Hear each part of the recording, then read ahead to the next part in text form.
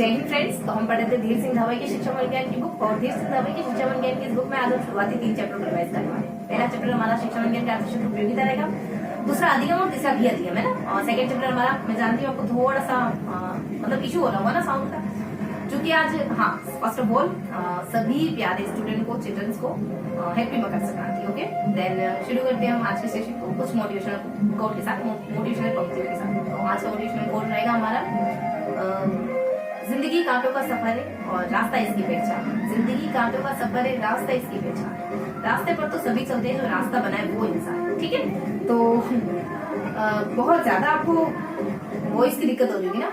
चलो शुरू करते हैं, कोई दिक्कत नहीं।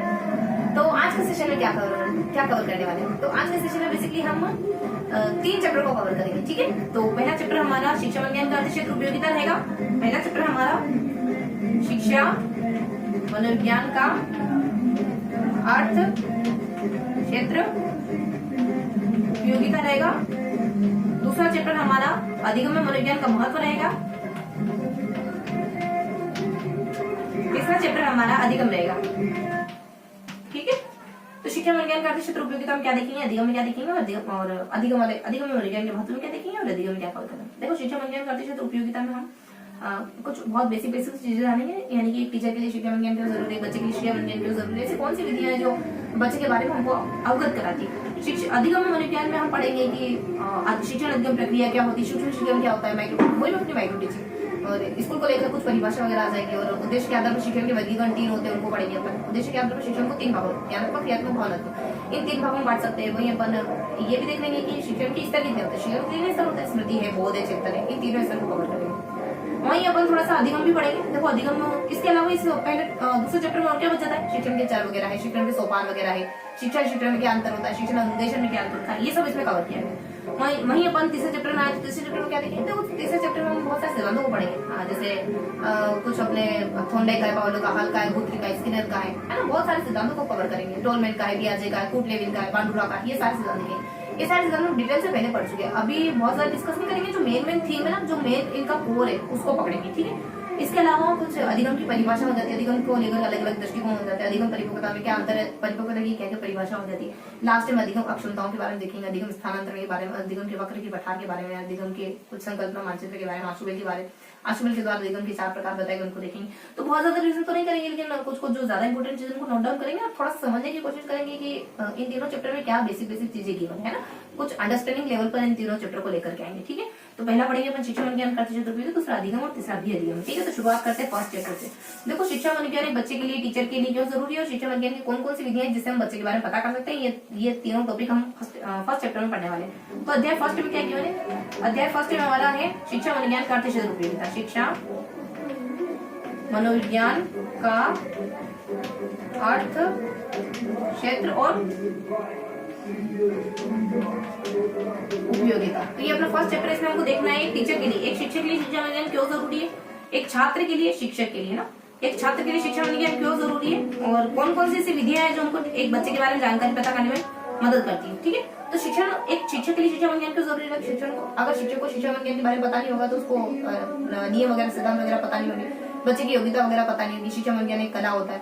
शिक्षा विज्ञान के बिना टीचर बच्चे का भला नहीं कर पाता है ना। शिक्षा विज्ञान कुछ उन्नत प्रक्रिया, शिक्षण की उन्नत प्रक्रिया में मदद करता है। ये बेसिक कोटेशन अलग अलग विद्वानों के द्वारा, कोलेसरी के द्वारा कहा जाता है, कुपुस्वामी के द्वारा कहा जाता है शिक्षा विज्ञान टीचर को सिद्धांत देता है। पील के द्वारा कहा जाता है कि शिक्षा विज्ञान एक बच्चे के बारे में जानने में मदद करता है। थॉमस मुलर कहता है कि शिक्षा विज्ञान जैसे टीचर को किताब की जानकारी होती है, ठीक उसी तरीके से एक बच्चे के बारे में जानकारी होनी चाहिए। और वहीं जोड़ के द्वारा शिक्षा विज्ञान को कला वगैरह कहा जाता है ना। तो इस तरीके की कुछ बेसिक परिभाषा इसमें दी जाती है। तो मैंने 2-4 परिभाषा बताइए, ध्यान के कुपुस्वामी वगैरह है, पील वगैरह है, और कुछ थॉमस मुलर वगैरह आ जाता है, वही जोड़ वगैरह आ जाता है। इस तरीके की 4-5 परिभाषा है। एक बच्चे के लिए क्यों जरूरी है, तो बच्चे के लिए क्यों जरूरी है, देखो इससे आप बच्चे के बारे में पता कर पाओगे ना, इसको बच्चे को मोटिवेट कैसे करना है, और बच्चे के विकास में वजन गुणमात्रा का कितना योगदान रहता है। शिक्षा विज्ञान तो मदद करता ही करता है। वही यहाँ 1-2 कोटेशन गिवन है, एक तो 2 कोटेशन गिवन है। टॉक टू टीचर किताब लिखी जाती है जेम्स ड्रेवर के द्वारा, जिसमें कहते हैं कि शिक्षा विज्ञान जहाँ जहाँ स्टडी है, जहाँ जहाँ अध्ययन है, वहाँ शिक्षा विज्ञान एग्जिस्ट करता है। तो एक विद्वान आ जाते हैं जेम्स ड्रेवर के द्वारा, उनके द्वारा कहा जाता है कि जहाँ जहाँ एजुकेशन है वहाँ वहाँ साइकोलॉजी। वहीं कुपुस्वामी कहते हैं कि शिक्षा विज्ञान का तो उद्देश्य ही कि उसका ज्यादा से ज्यादा इस्तेमाल अच्छे टीचिंग में करा जाए। तो कुपुस्वामी का कोटेशन आ जाता है। ठीक है, तो ये कुछ 2-4 कोटेशन है और कुछ विधियां आ जाती है, उनको थोड़ा सा मेंशन कर देते हैं, हल्का उनके बारे में जान लेते हैं। सबसे ज्यादा इंपॉर्टेंट यहाँ पे मतलब कुछ कुछ विधियां बड़ी है, कुछ कुछ विधियों के सिर्फ नाम जानोगे तो काम चल जाएगा। एक अवलोकन विधि थोड़ा सा देखने की जरूरत है, अवलोकन विधि को थोड़ा सा देखने की जरूरत है, और कुछ परीक्षण विधि भी आ जाती है यहाँ पर। इसके अलावा कुछ व्यक्ति इतिहास विधि आ जाती है, व्यक्ति इतिहास विधि आ जाती है। उसके बाद मनोविश्लेषण विधि आ जाती है। इसके बाद एक रेटिंग स्केल, जो इंपॉर्टेंट है वो बता दिया ना पहले, रेटिंग स्केल वगैरह आ जाती है। इसके अलावा साक्षात्कार कुछ खास है नहीं अपना। एक हो जाती है अपने कालानुक्रमिक हो जाती है, एक अनुलंब वगैरह हो जाती है, अनुलंब वगैरह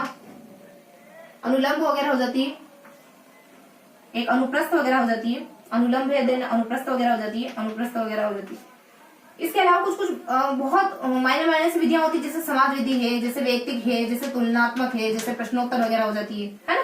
तो ये बहुत सी ऐसी विधियां हैं जिनसे आप, जैसे कि आत्मकथा विधि है, जैसे कि गाथा वर्णन विधि है, जैसे मनोभौतिकी विधि है, तो बहुत सारी ऐसी छोटी छोटी विधियां हैं जिससे बच्चे के बारे में पता चलता है, जैसे सर्वेक्षण वगैरह, सर्वे वगैरह हो जाता है ना। और बस विकासात्मक विधि हो जाती है, तो सर्वे वगैरह है, साक्षात्कार वगैरह है ना। तो इस तरह की कुछ विधियां होती है। अवलोकन विधि होती है जब आपको कोई बाहर से, मतलब आपको कोई XYZ व्यक्ति कुछ एक्टिविटी करते हुए देखिए, अवलोकन विधि होती है। वॉटसन इसके प्रतिपादक वगैरह माने जाते हैं। इसके गुण दोष क्या है? इसके गुण ये है कि आप इससे ना विश्वसनीय सूचना प्राप्त होती है। इसके दोष इसलिए कि ऐसा व्यक्ति ढूंढना मुश्किल हो जाता है जो अच्छी तरीके से अवलोकन कर सके, और इससे उच्चतम मन के बारे में भी पता नहीं चलता है। परीक्षण विधि एक जोन डी भी आ जाते हैं जो उसके प्रतिपादक माने जाते हैं। इसमें एक कृत्रिम माहौल का निर्माण करा जाता है, वहां आपके बारे में पता करा जाता है। इसके 10 सोपान होते हैं। सोपान एक एक करके देखेंगे नहीं, लेकिन 10 सोपान होते, ध्यान रखेंगे। व्यक्ति इतिहास विधि टिश्नर के द्वारा कहा जाता है परीक्षण विधि सबसे बेस्ट विधि। व्यक्ति इतिहास विधि इसमें जैसे CID पता नहीं करती, शुरुआत से लगाकर आपके अतीत से लगाकर आपके भविष्य तक की जानकारी, ठीक वैसी विधि मानी जाती है।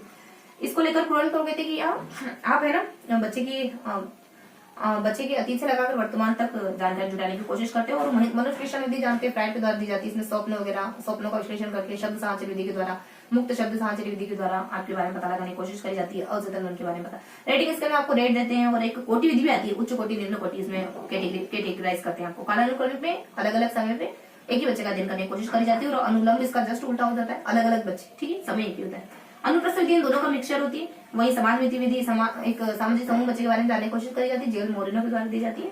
और वही अपने व्यक्तिगत विभिन्नता विधि केटल के द्वारा दी गई। तुलनात्मक विधि अपने कुछ अरस्तु वगैरह, और कुछ प्रश्नावली सुकरात के द्वारा, जेम्स ड्रेवर। और वही अपने आत्मकथा विधि हो जाती है, जो बेसिकली जॉन लोक के द्वारा दी गई। और एक जेम्स ड्रेवर इसको लेकर के कहते हैं, विलियम जेम्स कहते हैं कि कोई विधि जिसमें आप हाथ में लालटेन लेकर ये ढूंढने की कोशिश कर रहे हो, और हाथ में लालटेन लेकर आप अंधेरा खोजने की कोशिश कर रहे हो, ऐसी कुछ विधि है। वही अपने मनोभूति की विधि हो जाती है। 3 तरीके की होती है, औसत है, सीमा है, और सतत करके, है ना। इसमें कुछ भ्रम वगैरह और अवधान वगैरह, इन मतलब ज्यादा बहुत ज्यादा डिटेल नहीं जाएंगे, ये 3 भाग ही ध्यान रखेंगे। तो ये कुछ मैंने आपको बेसिक जानकारी दे दी इन विधियों के बारे में, ठीक है। देखो परीक्षण विधि बहुत अच्छी विधि है, इसको आप सिलेबस वगैरह बनाने में, समय सारणी के लिए, और कुछ यूनिक चीजों के लिए, कुछ सिद्धांतों के लिए, कुछ थोड़ा यूनिक है ना, इसके लिए प्रयोग कर सकते हैं। बहुत लंबी चौड़ी विधि, इसके भी व्यक्ति इतिहास विधि के भी यही गुण दोष, बहुत लंबी चौड़ी विधि, हालांकि सूचना इसमें ऑथेंटिक मिलती है। परीक्षण विधि भी ठीक है, एक कृत्रिम माहौल बनाया जाता है, उसमें देखा जाता है कि आप कैसे रिएक्ट करते हो। माहौल बना दिया कि आपको फ्रस्ट्रेशन वाले माहौल में रख दिया, तो आप कैसे वहां टेकल कर रहे हो ना, फ्रस्ट्रेट हो रहे हो या फिर अपने आप को मैनेज करके रख रहे हो। तो ये कुछ बेसिक बातें थी जो हमको चैप्टर नंबर 1 के बारे में कवर करनी थी, ठीक है। अब हम देखेंगे चैप्टर नंबर 2, जिसमें हमको क्या पढ़ना है। देखो हम 45 मिनट का समय लेंगे तकरीबन। मेरे को लग रहा है यहाँ इतना भी समय नहीं लगने वाला है, तकरीबन हाफ एन आवर का समय लेंगे इन तीनों चैप्टर को रिवाइज करने, क्योंकि हम 1-2 बार पहले रिवाइज कर चुके, तो बहुत ज्यादा नहीं है। और अगर आपको बुक चाहिए ना तो आप टेलीग्राम ग्रुप ज्वाइन कर सकते हो, मैं लिंक दे दूंगी। फिलहाल के लिए 1-2 दिन के लिए थोड़ा सा टेलीग्राम बंद है मेरा, तो आज जैसे थोड़ा सा 15 तारीख से ओपन होता है तो मैं आपको लिंक प्रोवाइड करवा दूंगी, ओके। तो यहाँ अपन देखने वाले चैप्टर नंबर 2, अध्याय 2, जो है हमारा अधिगम में मनोविज्ञान। अधिगम में मनोविज्ञान, तो इसमें क्या पढ़ने वाले? अधिगम में मनोविज्ञान चैप्टर में हम कुछ बिंदु पढ़ेंगे, जैसे कि शिक्षण अधिगम प्रक्रिया क्या हो जाती है, शिक्षण क्या हो जाता है, शिक्षण उद्देश्य क्या हो जाता है, शिक्षण के कार्य, शिक्षण के सोपान वगैरह, शिक्षण क्या हो जाता है, विद्यालय की परिभाषा क्या हो जाती है, ज्ञानात्मक, भावनात्मक, क्रियात्मक पहलुओं के बारे में जानेंगे। और उद्देश्य के आधार पर, ये बेसिकली मैंने बताया आपको, ज्ञानात्मक, भावनात्मक, क्रियात्मक, उद्देश्य के आधार पर शिक्षण के प्रकार है।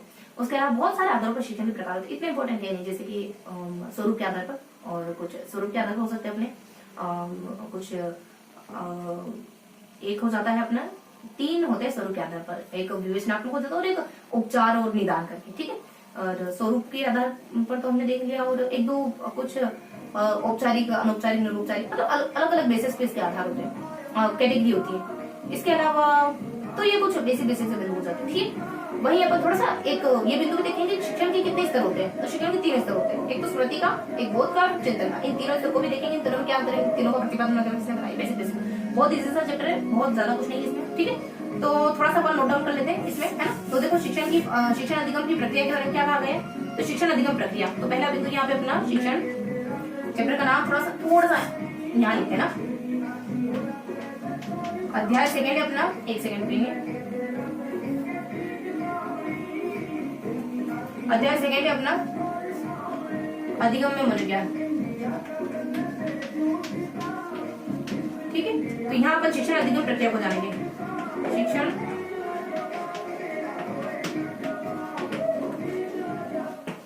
अधिगम प्रक्रिया के बारे में जानेंगे थोड़ा सा। इसके शिक्षण और शिक्षण के अंदर है शिक्षण व शिक्षा, शिक्षण और अनुदेशन, फटाफट से देख लेते हैं। वही चर वगैरह, शिक्षण के चर वगैरह, शिक्षण के सोपान वगैरह, शिक्षण के विशिष्ट सिद्धांत,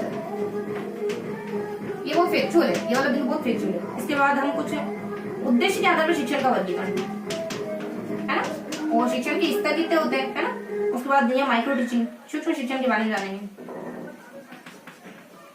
वही अपन विद्यालय की कुछ परिभाषाएं यहाँ गिवन है, उनके बारे में जानेंगे, ठीक है। इसके अलावा यहाँ पर उद्देश्य लिखने की कौन कौन सी विधियां हो जाती है, उद्देश्य लेखन की विधियां वगैरह जानेंगे, है ना। बस ज्यादा कुछ बच नहीं जाता यहाँ पे, उद्देश्य लेखन की विधियां वगैरह हो जाता है। तो ये कुछ बेसिक बिंदु जिनको अपन जिक्र करने वाले, ठीक है। देखो शिक्षण अधिगम प्रक्रिया क्या होती है, आप और मेरे बीच में जो भी प्रक्रिया हो रही है उसे शिक्षण अधिगम प्रक्रिया कहते हैं। यानी उद्देश्य का व्यवहार में होने वाला वांछित परिवर्तन को शिक्षण अधिगम प्रक्रिया कहा जाता है। तो एक विद्वान है हमारे कुछ क्लार्क करके उनके द्वारा कहा जाता है। कोई कहता है कि कम परिपक्व व्यक्ति अगर अधिक परिपक्व से कुछ सीखा है तो यही हमारे शिक्षण अधिगम प्रक्रिया कहलाती है। कोई कहता है कि शिक्षण उद्देश्य के बारे में आपको पता होगा ना तो आप एक्साइटेड होगी नॉलेज पाने के लिए। कोई कहता है मार्गदर्शन है, कोई कहता है दिशा निर्देश वगैरह हो जाती है, कोई कहता है ज्ञान बोध, अभिरुचि सीखना वगैरह, अलग अलग दलों को ये इंसाइक्लोपीडिया की परिभाषा ज्ञान बोध, ठीक है। और रायबर्न है, रायबर्न शक्तियां वगैरह कहती है कि शिक्षण एक शक्ति होती है। इस तरीके से अलग अलग परिभाषा आ जाती है, ठीक है। तो मैंने आपको कौन कौन सी परिभाषा बताई, थोड़ा सा इनको मेंशन भी करेंगे अपन। तो ये अपने बिंदु है, अब इन बिंदु के बारे में थोड़ा सा अपन लिखते चलेंगे कि क्या क्या हमने जाना है, ठीक है। तो पहले बिंदु के बारे में हमने क्या क्या पढ़ा है, कौन कौन से विद्वानों के अनुसार परिभाषा देखते हैं। तो शिक्षण अधिगम प्रक्रिया के बारे में क्या जाना है ना। तो यहाँ पे कुछ रायबर्न की परिभाषा देती है, रायबर्न दिशा निर्देश वगैरह कहते थे, और विलियम बर्ट वगैरह, बर्ट है ना मार्गदर्शन कहते थे। वही एक इंसाइक्लोपीडिया की अगुआ थी, उनके द्वारा दिशा निर्देश और ये सब कहा जाता है। क्लार्क के द्वारा व्यवहार में वांछित परिवर्तन कहा जाता है, स्मिथ के द्वारा कहा जाता है उत्सुकता है ये, ठीक है। उसके बाद कुछ एक दो और परिभाषा में कुछ मैकडूगल एक सन आता है सन करके कोई विद्वान उनके द्वारा कहा जाता है कम परिपक्व से अधिक परिपक्व, है ना। और इसके बाद शिक्षा और शिक्षण में क्या अंतर है, सेकंड बिंदु देखिए हम शिक्षण बस ये देखो बहुत ही आसान बिंदु है। शिक्षण क्या होता है, एक रास्ता होता है, शिक्षा क्या होती है, मंजिल होता है, मंजिल होती है। इससे व्यक्ति का समग्र विकास हो जाता है। ये तो एक औपचारिक तरीका भरे इसको पाने का, ये स्कूल वगैरह सब स्कूल होता है, ये घर पे स्कूल, घर स्कूल, औपचारिक अनौपचारिक हर प्रकार के मतलब हर जगह हो सकती है। अब थोड़ा सा शिक्षण और अनुदेशन अंदर डाल लेते हैं। तो शिक्षण अनुदेशन क्या होता है, इसको ऐसा ध्यान रखो, शिक्षण व अनुदेशन। देखो ये खुद बैठ कर पढ़ना है, ये पढ़ाई मतलब ये टीचर के द्वारा पढ़ना है। इसमें टीचर चाहिए, इसमें टीचर नहीं चाहिए, ज्ञानात्मक दोनों चाहिए। ज्ञानात्मक होता है शिक्षण के अंदर ही अनुदेशन प्रक्रिया समझ। अब थोड़ा सा चर देखेंगे, चर तो आप जानते हो, स्वतंत्र चर, पांचवें चर, मध्यस्थ। सोपान देखेंगे, सोपान को पीएम को ट्रिक से ध्यान रखेंगे, क्या पीएम को से ध्यान रखेंगे। यहाँ पे ओ साइलेंट कर देंगे। प्रस्तावना है, देन ऑर्गेनाइज करना, मोटिवेट करना और कंट्रोल करना, ये 3-4 चरण होते हैं जो डेविस के द्वारा, एक सेकंड देखेंगे, जो डेविस के द्वारा बताए जाते हैं, है ना। तो ये कुछ बेसिक सोपान वगैरह हो जाते हैं। इसके अलावा सूक्ष्म शिक्षण के बारे में जानेंगे। तो सूक्ष्म शिक्षण में क्या होता है कि सबसे पहले आप पाठ्यक्रम बनाते हो, उसके बाद प्रस्तुत करते हो और आलोचना वगैरह होती है। ये 3 पद होते हैं, ये वापस से दोबारा मतलब ये दोबारा चलते रहते हैं, ये चलते जाते हैं ना जब तक आप एकदम परफेक्ट पाठ्यक्रम नहीं बना लेते। ये 1961 के दौरान स्टैनफोर्ड विश्वविद्यालय में सूक्ष्म शिक्षण सबसे पहली बार करवाया गया था। ABA जाने के NN ब्रूशे और एडिज करके। भारत में ये कुछ 12-13 साल बाद हुआ था, कुछ 1973 के अराउंड, है ना। और पास आउट शाह के द्वारा कंडक्ट कराया गया था। बेसिक बात है। विद्यालय की परिभाषा टीपी नन कहते हैं कि विद्यालय महत्वपूर्ण अंग होता है। नन के द्वारा क्या कहा जाता है, देखो नन के द्वारा अंग कहा जाता है, डीवी के द्वारा कहा जाता है विशिष्ट माहौल पैदा करता है। डीवी के द्वारा कहा जाता है चार दीवारी के भीतर एक लघु समाज का रूप होता है। बालकृष्ण के द्वारा कहा जाता है कि आपको संसद भवन वगैरह फैक्ट्री वगैरह नहीं चाहिए, आपको विद्यालय जरूर चाहिए, ठीक है। मुदारिम के द्वारा कहा जाता है कि ये प्रेरणादायक माहौल प्रदान कराता है। रोज के द्वारा कहा जाता है कि कुछ अच्छे लोगों के द्वारा सभ्य बच्चे बनाने के लिए, मतलब सभी लोगों के द्वारा अच्छे बच्चों का निर्माण करने के लिए विद्यालय की स्थापना वगैरह की जाती है। तो ये कुछ बेसिक बातें ज्ञानात्मक ब्लूम की टैक्सोनॉमी देखे ना अपन, तो ब्लूम की टैक्सोनॉमी में 3 हिस्से होते हैं, ज्ञानात्मक, भावनात्मक, क्रियात्मक, ज्ञानात्मक, भावनात्मक और क्रियात्मक। तो यहाँ इसके 5 चरण होते हैं, पपतु नीप, क्या ध्यान रखोगे, पपतु नीप फिर से ध्यान रखोगे। प्रस्तावना, प्रस्तुतिकरण, तुलना और कुछ निष्कर्ष और प से अपने प्रयोग वगैरह, ठीक है। अब यहाँ भावनात्मक कुछ गिवन नहीं था, ब्लैंक था, भेज चुकी, ठीक है। और यहाँ अपन क्रियात्मक में देखे ना, तो यहाँ अपन यहाँ 5 चरण आ जाते हैं, जिसको अपन कह सकते हैं कि अन्वेषण है, प्रस्तुत करना है, और अन्वेषण करके प्रस्तुत करोगे तो बच्चा आत्मसात करेगा। तो अन्वेषण है, प्रस्तुत है, आत्मसात करना, व्यवस्थित करोगे, व्यवस्थित रूप से भी प्रस्तुत करोगे। अगर व्यवस्थित रूप से और प्रस्तुत करा आपने तो बच्चा अभिव्यक्त भी करेगा। इस तरीके से व्यवस्था है, अन्वेषण करके प्रस्तुत करा तो बच्चा आत्मसात कर लेगा।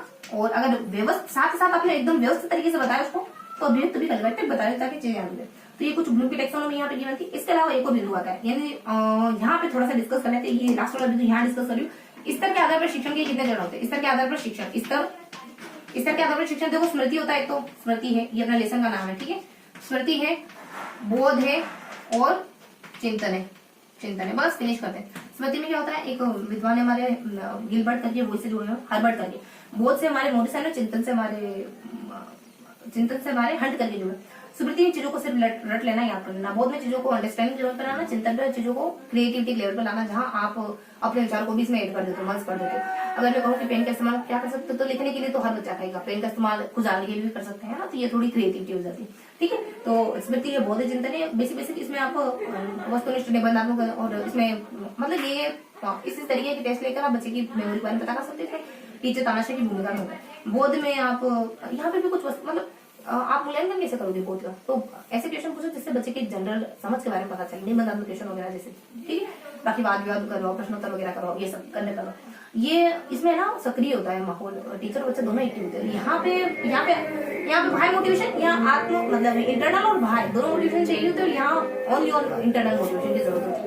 चिंतन सबसे हाईयर स्टेज होती है सीखने की, और यहाँ स्पेशली बच्चा इंटरनली मोटिवेटेड होता है, विवाद वगैरह करके बच्चा सीखता है, और सृजनात्मकता वगैरह इसमें पाई जाती है। बेसिक इन्फॉर्मेशन थी चैप्टर नंबर 2 के बारे में। अब थोड़ा सा अपन जान लेते हैं चैप्टर नंबर 3।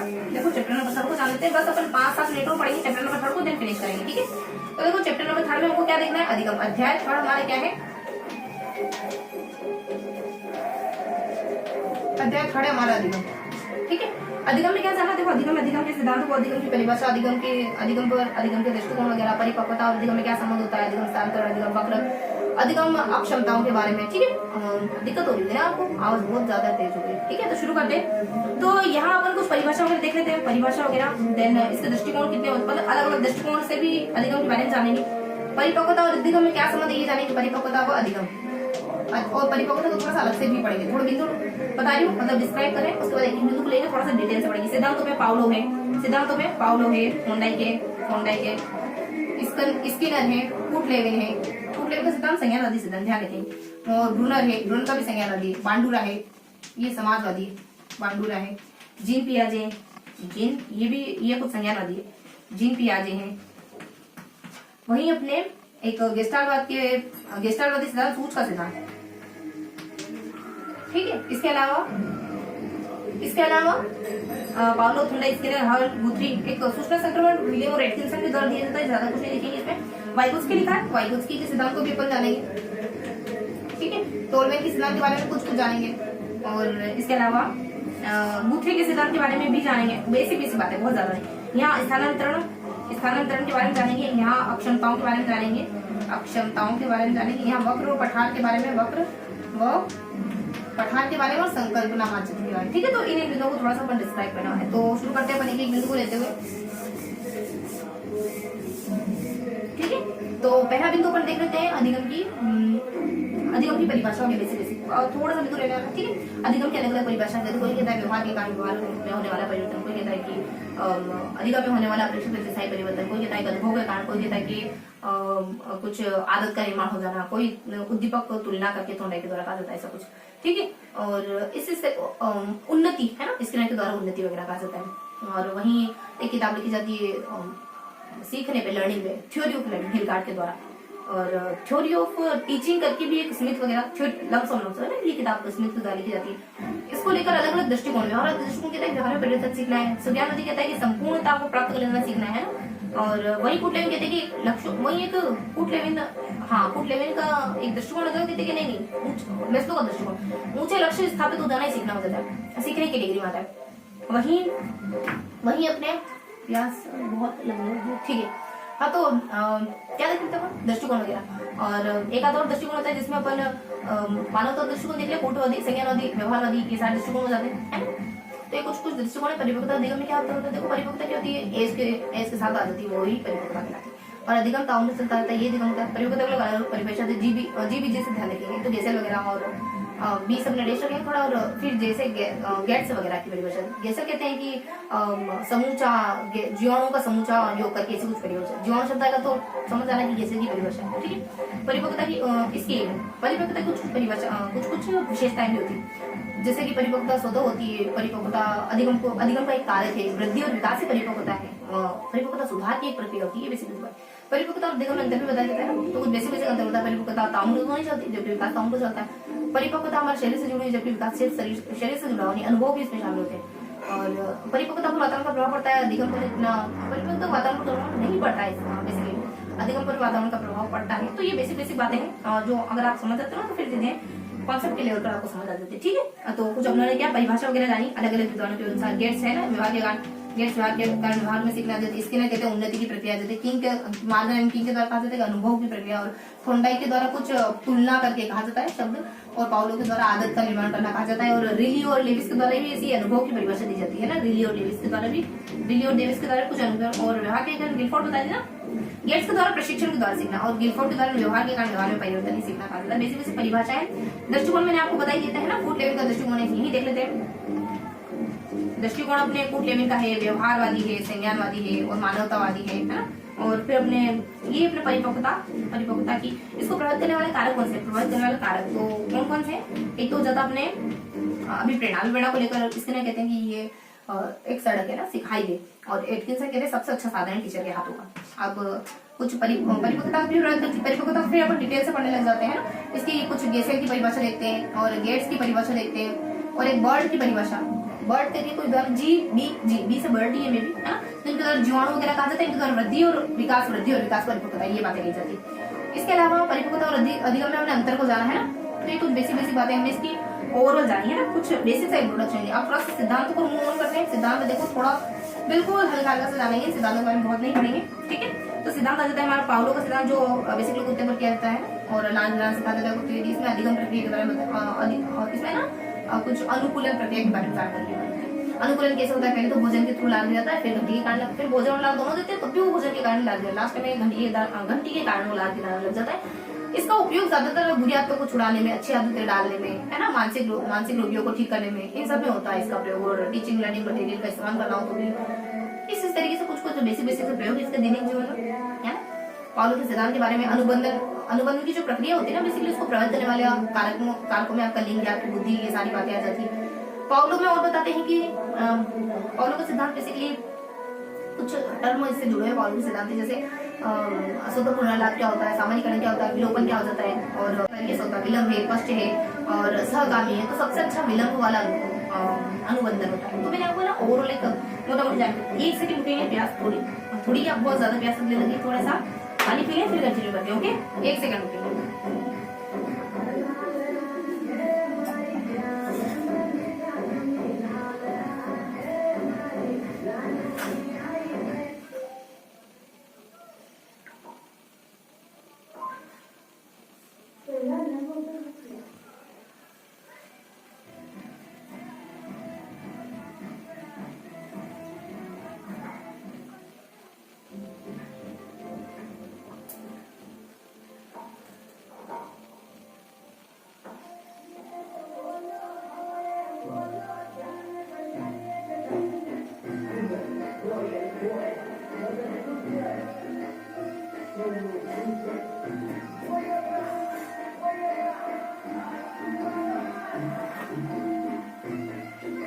कंटिन्यू करें। देखो विवेकानंद जी कहते हैं कि वीणा के तार को इतना भी मत खींचो कि वो टूट जाए, है ना। तो खिंचाव बराबर रखना चाहिए, ना ज्यादा ना कम, है ना। तो जो भौतिक आवश्यकता है, मतलब जो दैहिक आवश्यकता है, उनकी पूर्ति करते चला करो, ठीक है। तो कहाँ से देखो ऐसा लग रहा था कि शब्द लड़खड़ा रहे हैं। पाउलो का सिद्धांत ऐसे ऐसे बोला है, ठीक है। अब थोड़ा सा जाने जाए आप कंटिन्यू, ठीक है। तो पाउलो का सिद्धांत तो हमने जैसे कवर कर लिया। अब थोंडाई के सिद्धांत के बारे में देखते हैं। थोंडाई के सिद्धांत बिल के ऊपर क्या कहता है? थोंडाई का सिद्धांत प्रयास को सिखाता है, परिश्रम सिखाता है, कौशल सीखना हो तो मंद बुद्धि बच्चे के लिए, प्रतिभाशाली बच्चों के लिए अच्छा नहीं होता है। और मशीनीकृत माना है बच्चों को, इसमें बच्चे की सूझबूझ पर बिल्कुल भी ध्यान नहीं दिया जाता है। और एक 1913 में बुक आती है शिक्षा मूल्यांकन करके, उसमें ये एनिमल इंटेलिजेंस करके भी कुछ लिखते हैं। ये तो शिक्षा मूल्यांकन करके बुक भी लिखते हैं। इन्होंने सीखने के 3 प्रमुख और कुछ 5 गुण नियम बताए, तत्परता का, प्रयास का है और संतोष का नियम। इनके प्रमुख नियम गुण नियम है, ये बहु आंशिक और आत्मसात का है। और इस तरीके उप नियम भी आते कुछ जैसे कि प्राथमिकता का हो जाता है, नवीनता वगैरह का हो जाता है। इस तरीके के कुछ 2-3 उप नियम भी है। तो ये थी हमारे ठंडा के बारे में कुछ बेसिक इन्फॉर्मेशन। मैंने कहा ना बहुत ज्यादा नहीं लिखेंगे अपन। इसके अलावा देखो गुथरी के बारे में बता देते हैं। गुथरी बेसिकली कहते हैं कि सीखना ना समीक्षा के कारण होता है। 2 चीजों को बार-बार पास में लगोगे तो सीखना होता है ना। मान लो होमवर्क करोगे टॉफी मिली, होमवर्क और टॉफी इतनी बार आता है बच्चों को पता चल गया होमवर्क मींस टॉफी, तो होमवर्क बहुत जल्दी से कंप्लीट करेगा टॉफी लेने के लिए। गुथरी कहते हैं सीखना एक ही बार में होता है तो बहुत ज्यादा करने की जरूरत होती नहीं है। गुथरी आदत नियम के 3 प्रकार बताते हैं, सीमा है, परस्पर है और विरोधी करके है ना। थकान है और परस्पर करके और एक विरोधी करके है ना। परस्पर विरोधी करके थकान और एक को कोई डेश करके विधि होती है, ठीक है। तो 3 विधियां बताई उन्होंने गुथरी ने। तो गुथरी बारे में यही इतनी बेसिक इन्फॉर्मेशन। 1-2 किताबें भी लिखते हैं गुथरी। कुछ अधिगम शिक्षा मूल्यांकन है ना, यानी अधिगम में शिक्षा मूल्यांकन यानी साइकोलॉजी एंड लर्निंग करके ऐसा कुछ किताब लिखते हैं। अब थोड़ा सा और अपन सूच के सिद्धांत के बारे में जाना। सूच का सिद्धांत वो अपने कॉलर का होता है और इनके द्वारा किया जाता है। वो केनाली द्वीप पर एक सुल्तान मसीह में जो प्रयोग करा जाता है। इसमें कहा जाता है कि सूझ से मतलब हमें ना कौन सी भी समस्या का समाधान कर सकते हैं। अगर हमारे सामने कोई इंस्टेंट समस्या आती है ना तो भी कर लेते हैं, जबकि प्रयास और त्रुटि में ऐसा नहीं होता है। जिसको लेकर हमने बहुत ज्यादा प्रयास कर रहे थे वही काम अच्छे से कर पाए। इसके अलावा और क्या बातचीत करें इसमें, सोच को लेकर अलग अलग विद्वानों के द्वारा परिभाषा भी दी जाती है। गुड कहते हैं कि आकस्मिक वगैरह, मतलब अलग अलग परिभाषा भी है सोच को लेकर के। वही कहते हैं कि सोच क्यों काम आती है, मतलब ये क्यों जरूरी। कोई कहता है कला है, साहित्य सीखने के लिए जरूरी, कोई कहता है गणित पढ़ने के लिए, कोई कहता है भौतिक शास्त्र में पढ़ने के लिए, कोई कहता है सिलेबस को एकीकृत करने के लिए जरूरी। तो ये कुछ बेसिक बातें जाती है हमारे गेस्टाल्ट वाक्य जो सूच का सिद्धांत है ना उसके ऊपर। अब इसके अलावा हम पियाजे सिद्धांत के बारे में बात करें तो पियाजे का सिद्धांत बेसिकली ना 4 अवस्थाएं बताता है। विकास की 4 अवस्थाएं होती है। एक तो वो जब आप अपनी इंद्रियों के थ्रू सीख रहे हो, एक जब आपका माइंड एक्टिव हो गया। अब माइंड के एक्टिव होने से पहले और माइंड के एक्टिव होने के बाद भी एक अवस्था होती है, मतलब एक अवस्था होती है। तो यहाँ जब आप इंद्रियों के थ्रू सीख रहे हो ना, इसकी 6 अवस्थाएं। पहली अवस्था की 6 अवस्था बताई जाती है, दूसरी अवस्था की 2 अवस्था बताई जाती है, तीसरी की कोई अवस्था नहीं, चौथी की कोई अवस्था नहीं। पहली अवस्था में आप दुनिया को ज्ञान इंद्रियों के थ्रू जाने की कोशिश कर रहे हो ना। कोई चीज गिर जाती है तो बार बार उसको उठक पटक करके देख रहे हो कि क्या है इसमें ना, गिरा रहे हो बार बार, अपने आप को दाएं बाएं पलट के एंजॉय कर रहे हो ना, ये वाली अवस्था है। दूसरी अवस्था हमारी कुछ संक्रिया, पूर्व संक्रिया, दिमागी स्तर से पहले की अवस्था। इसमें हम कहानी सुनना, नाटक करना और देखना वगैरह, दूसरों से अनुकरण करके सीखना वगैरह पसंद करते हैं। अपने आप इसकी अच्छाइयां तो ये है, इसकी कमियां अपने आप में खो लेते हैं और हम अपने आप को अहम ब्रह्मास्मि वाला भाव इसमें होता है। और ये कुछ बेसिक इसकी कमियां होती है। और बस ये कुछ बेसिक कमियां होती है इसकी। अहम केंद्रितता और अपने आप से बातें करना है, बचत और सेल्फ सेंटर्ड होता है इसमें। तीसरी अवस्था में आप जोड़ बाकी गुणा भाव को सीख जाते हैं, लेकिन पलटन है, विरोधाभास है, विपरीतता का गुण नहीं आता है ना। पलटन का गुण नहीं आता, मतलब कि यही अपने 4-4-5 होते हैं। तो कुछ इसी तरीके से जैसे 5 में से 3 गए तो 2, तो 2 में 2 और 3 को जोड़ेंगे कितना, ये नहीं कर पाता बच्चा, है ना। और तीसरी अवस्था में आता है तो ये भी आ जाता है बच्चे में, और कुछ संरक्षण वगैरह है और गणितीय चीजें थोड़ी सी और ज्यादा क्लियर हो जाती है। पलटन का गुण वगैरह आ जाता है जो लास्ट अवस्था होती है ना। और एक केंद्रीकरण का गुण भी होता है कुछ, चलो उसको इसके प्रति थोड़ा सा पलटन का गुण आ जाता है, तीसरी अवस्था में आते थे।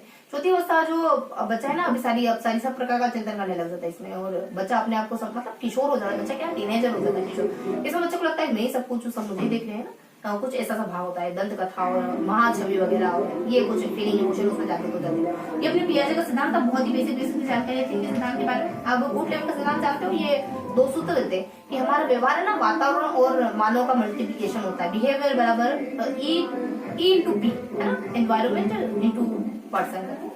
और ये कुछ टोपोलॉजी है और एक टोपोलॉजी करके हो जाता है और जीवन दायरा वगैरह और इस तरीके के टर्म इनसे कूट लेवल से जुड़े। इनका जो सिद्धांत है ना वो कूट लेवल का, वो बेसिकली कूट लेवल के सिद्धांत को क्षेत्रीय सिद्धांत के नाम से जानते हैं। तो ये कुछ 2-4 टर्म है जो अपन कूट लेवल से संबंधित है और ध्यान रखेंगे।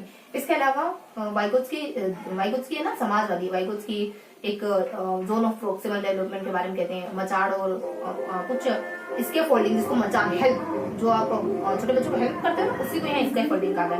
मोर नॉलेजेबल अदर्स भी, यानी कि जो हमारी हेल्प करता है उसको मोर नॉलेजेबल अदर्स कहा जाता है। ZPD zone of proximal development area, कुछ एरिया ऐसा होता है जहाँ आप खुद अपने आप से नहीं जा सकते, दूसरों की मदद से जा सकते, उसी को समीपस्थ विकास का एरिया कहा जाता है। ये वाइगोत्स्की के अनुसार है ना, वाइगोत्स्की। अब थोड़ा सा अपन टोलमन के बारे में जानते हैं। तो चिन्ह पूर्णाकृति का सिद्धांत टोलमन द्वारा दिया जाता है। स्थान है, गुप्त अधिगम, स्थान अधिगम, ये सारे इन्हीं के सिद्धांत के नाम है। ये लक्ष्य को बहुत ज्यादा इंपॉर्टेंस देते हैं। इनके सिद्धांत की उपयोगिता भी यही है कि इससे हमको लक्ष्य क्लियर हो जाता है। ये लक्ष्य को बहुत ज्यादा महत्व देते हैं। केक्टर्स वगैरह और संतुलन वगैरह और कुछ चालक विभेदन करके ये सारे टर्म टोलमन के सिद्धांत से जुड़े हैं। जो मैंने बताया ना, ये सारे टर्म कभी आपको दिखे तो टोलमन के सिद्धांत पर टिक मार्क करना है। इसके अलावा ये हमारे लगभग सिद्धांत सारे कवर हो गए ना हमारे। थॉर्नडाइक के पाउलो में हल का देखो, हल का थोड़ा टेक्निकली सिद्धांत है। हाँ, स्किनर का पुनर्वलन का सिद्धांत, स्किनर का पुनर्वलन का सिद्धांत, इसको उद्दीपक अनुप्रयोग देखो। थॉर्नडाइक के सिद्धांत को अलग अलग आवृत्ति का सिद्धांत, प्रयासपूर्वक का सिद्धांत, दुख का सिद्धांत, की मेहनत करनी पड़ती है, परिश्रम का सिद्धांत, ये सब कहते हैं। स्किनर का सिद्धांत आर टाइप का सिद्धांत है ना। और देखो ये थॉर्नडाइक के सिद्धांत के बहुत सारे नाम होते हैं, क्लासिकल है, परंपरा, प्रतिवादी है, और कुछ उद्दीपक वाला सिद्धांत है। और यहाँ इसके लिए सिद्धांत को आप निर्मितवादी सिद्धांत है और प्रबलन का सिद्धांत है। ये ना कुछ एक कॉन्सेप्ट देते हैं जिसको अपन कहते हैं क्रिया प्रसूति, यानी पहले आप काम करो तब जाके आपको, ये कहते हैं कि इंसान एक्टिव होता है, पहले काम करता है तब जाके उसको पुनर्बलन मिलता है। और जनरली हम ऐसे ही करते हैं, पहले हमको कुछ ना कुछ करना होता है ना। इनका मानना है कुल मिलाकर। अब ये चूहों पर प्रयोग करते हैं और ये साबित करते हैं कि पहले हम कुछ ना कुछ चूहों कबूतर कुछ ना कुछ वर्क करते हैं, और ये शेपिंग है, वंचना है, सूत्र है, ये सारे कॉन्सेप्ट इनसे जुड़े हुए हैं। ये दो प्रकार का सीखना बताते हैं। यहाँ भी एक सकारात्मक नकारात्मक पुनर्बलन को अमल देते हैं। पुनर्बलन दो तरीके का हो सकता है, एक अनुपात पे देते हो, अंतराल पे देते हो। अनुपात वाला अच्छा होता है ना। और मतलब कि चैप्टर, मान लो आप चैप्टर पे दे रहे हो या फिर एक पीरियड की बात दे रहे हो, मतलब 20 मिनट में दे रहे हो, तो चैप्टर पे देना अच्छा होता है। चैप्टर में भी रैंडम चैप्टर है, जैसे कि 3 पे दे रहे हो, कभी 2 पे दे रहे हो, कभी 1 पे दे रहे हो, ऐसे। तो इसको परिवर्त अनुपात वाला पुनर्बलन देते हैं। ये पुनर्बलन सबसे अच्छा होता है। अनुपात में भी अनुपात अंतराल में भी अनुपात, और अनुपात में भी एक कैटेगरी परिवर्त करके, ये सबसे अच्छा होता है। और यहाँ पुनर्बलन का 2 तरीके होता है, सकारात्मक, नकारात्मक। तो ये कुछ बेसिक जानकारी है सकारात्मक। और इसके अलावा स्किनर का सिद्धांत आपको रेडियो, मोबाइल, टीवी वगैरह चलाना हो, भाषा सिखानी हो बच्चों को, और कुछ मानव चिकित्सकीय क्षेत्र में भी इसका उपयोग है। ठीक है, तो ये कुछ स्किनर से जुड़ी बेसिक सी बातें थी। इसके अलावा और कौन सा सिद्धांत आ जाता है हमारा, एक ब्रूनर का सिद्धांत आ जाता है, जो 3 अवस्था बताते हैं। पहली तो सांकेतिक हो जाती है, फिर दृश्य, और फिर सांकेतिक और दृश्य, और लास्ट में होता है सांकेतिक में भी ही कुछ होता है, प्रतीकात्मक, सांकेतिक, दृश्य और एक और सबसे कुछ होता है। 3 अवस्थाएं होती है, आइकोनिक, इनेक्टिव, आइकोनिक और सिंबॉलिक, है ना। इनेक्टिव, आइकोनिक और सिंबॉलिक। पहली अवस्था में आपको सिर्फ आपकी ज्ञानेंद्रियों के थ्रू दुनिया को जानते हो। दूसरी अवस्था में ज्ञानेंद्रियों की जरूरत नहीं होती। अगर आपके सामने कोई गाय ऐसा शब्द बोल भी देगा ना, तब भी आपके दिमाग में इमेज बनने लग जाएगी। तीसरी अवस्था आपको स्कूल वगैरह जाने लगते हो, भाषा वगैरह सीखने लगते हो। ये थोड़ी व्यापक स्तर की अवस्था है। ठीक है, इसके अलावा ये ब्रूनर के बारे में थोड़ी बेसिक सी इन्फॉर्मेशन। इसके अलावा वाइगोत्स्की वगैरह देख लिया। इसके अलावा एक सूचना प्रकरण का सिद्धांत है, जो बेसिकली शिफ्रिन और एटकिंसन विद्वान के द्वारा दिया जाता है। ठीक है, तो ये कुछ बेसिक से इन्फॉर्मेशन हमने इन सिद्धांतों के बारे में जानी। बहुत डिटेल से आपको पढ़ना होगा तो आप चैनल को विजिट कर सकते हो। वहाँ हमने 3 पेज करके इन सारे सिद्धांतों को डिटेल से पढ़ा। अब हम थोड़ा सा देख लेते हैं। हमने परिभाषा वगैरह उन सबको तो देख लिया, परिभाषा, दृष्टिकोण वगैरह, है ना, और अंतर वगैरह, है ना, ये सारी चीजें हमने कवर कर ली। अब यहाँ पे देख लेते हैं स्थानांतरण किसको कहते हैं। देखो, एक स्थान पे सीखो ज्ञान को दूसरे को अप्लाई करना स्थानांतरण कहलाता है। और ये कोलेसन के द्वारा कहते हैं एक क्षेत्र में सीखे ज्ञान को दूसरे क्षेत्र में ले जाना। और एक पीटरसन के द्वारा स्थानांतरण, सामान्यीकरण शब्द इस्तेमाल करा जाता है इसकी परिभाषा के लिए। और एक और कोई परिभाषा जाती है, ऐसे तो अलग अलग परिभाषा आती है स्थानांतरण के बारे में। और ये 3 तरीके, सकारात्मक, नकारात्मक, शून्य। सकारात्मक अलग अलग तरीके का होता है। पहला हो जाता है अनुप्रस्थ, अनुदैर्घ्य, समस्तर है।